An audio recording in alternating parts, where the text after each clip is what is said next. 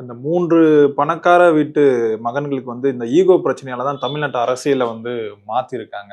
விஜய் அவர்களா இருக்கட்டும், அப்புறம் இந்த உதயநிதி ஸ்டாலின் அவர்களா இருக்கட்டும், அப்புறம் மாதவஜா. திமுகவுக்கு தெரியும் விஜய் வந்து ஒரு பலமான எதிரி, எடப்பாடி ஒரு பலவீனமான எதிரி. அப்ப நம்ம ஒரு பலமானவரை நமக்கு முன்னால நிறுத்த வேணாம், ஒரு பலவீனமான ஒருத்தரை நிறுத்தி அவரை எளிதில் ஜெயிச்சிடலான்னு அவங்க கணக்கு போட்டாங்க.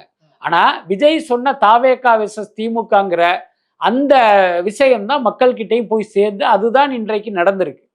இன்றைக்கு பார்த்தீங்கன்னா இப்ப விஜய்க்கு வந்து ஒரு பெரிய வெற்றி கிடைச்சிருச்சு. இப்ப இவர் வந்து தமிழ்நாட்டின் முதலமைச்சர் ஆயிட்டாரு.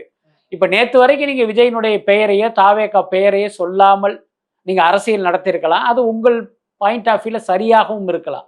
இனியும் அது சாத்தியமா? நிச்சயமாக சாத்தியம் இல்லை. இப்ப விஜய் உங்கள் மீது என்னவெல்லாம் விமர்சனம் வைத்தாரோ அதை இன்றைக்கு ஒரு எதிர்க்கட்சியாக நீங்க வந்து விஜய் மீது வைப்பீங்க. அது வந்து தவிர்க்கவே முடியாது. எல்லாத்துக்கும் மேல சட்டசபையில உட்காந்துக்கிட்டு விஜய் முன்னால ஒரு எதிர்க்கட்சியாக நீங்களும் பல்வேறு விமர்சனங்களை வச்சுத்தானே ஆகணும். ஸோ இது எல்லாமே பார்த்தீங்கன்னா ஒரு அரசியல் நகர்வு, காலத்துக்கேற்ப அரசியல் மாறிக்கொண்டிருக்கிறது, அவ்வளவுதான். மற்றபடி இது ஒரு 3 பேருடைய ஈகோ அப்படி இப்படிலாம் நம்ம நிச்சயமாக சொல்ல முடியாது.